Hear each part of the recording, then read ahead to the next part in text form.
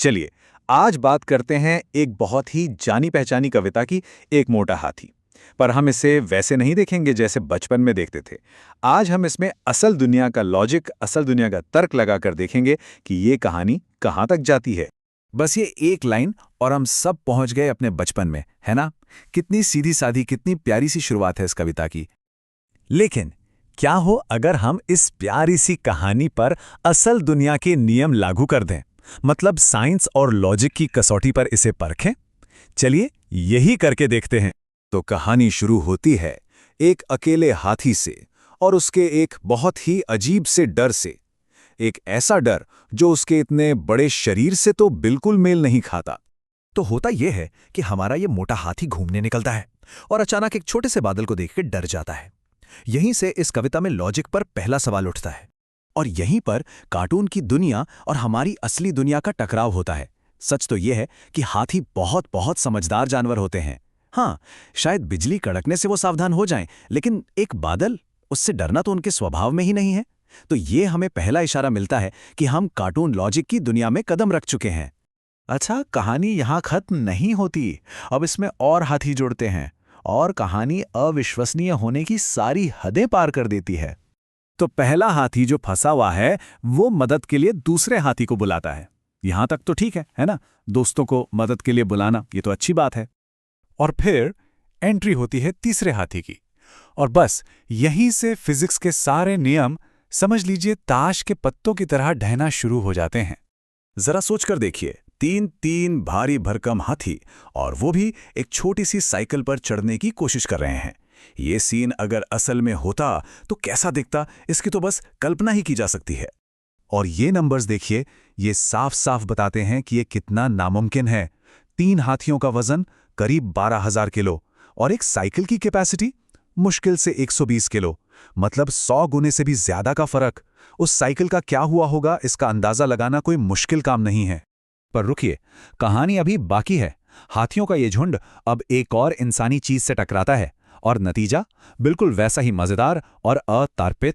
तो अब हो गए हैं पूरे 4 हाथी, मतलब वजन और भी ज्यादा और प्रॉब्लम भी और बड़ी। कविता में आगे होता यह है कि ये चारों के चारों एक मामूली से सब्जी के ठेले पर बैठ जाते हैं। जाहिर है उस बेचारे ठेले के साथ जो हुआ होगा वो हम सब समझ सकते हैं। ये चार्ट देखिए, ये फर्क कितना बड़ा है, ये साफ साफ दिख रहा है। एक ठेला जो शायद 500 किलो उठा पाए, उस पर 16,000 किलो का वजन। ये घटना बार बार हमें यही याद दिलाती है कि हम फिजिक्स की क्लास में नहीं, बल्कि एक ऐसी दुनिया में हैं जहां नियम कल्पना से लिखे जाते हैं।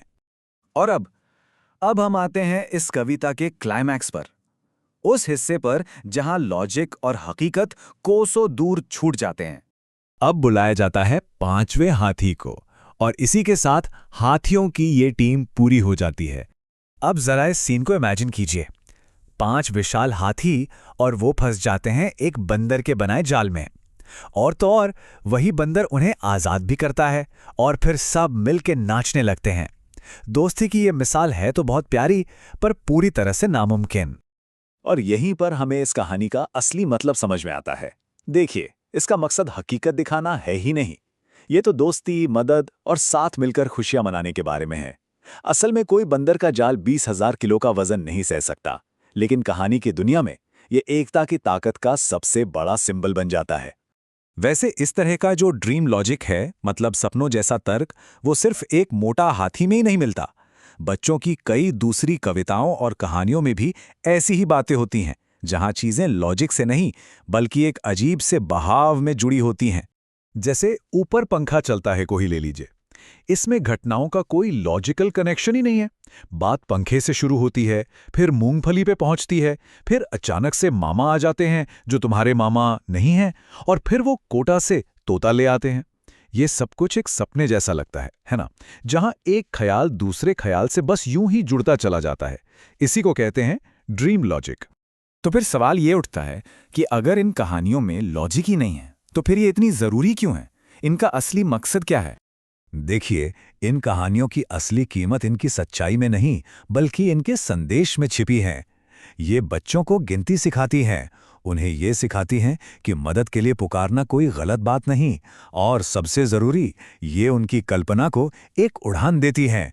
ये कहानियां एक ऐसी सेफ दुनिया बनाती हैं जहां एक भारी भरकम हाथी भी डर सकता है, दोस्त बना सकता है और हाँ, खुशी से नाच भी सकता है।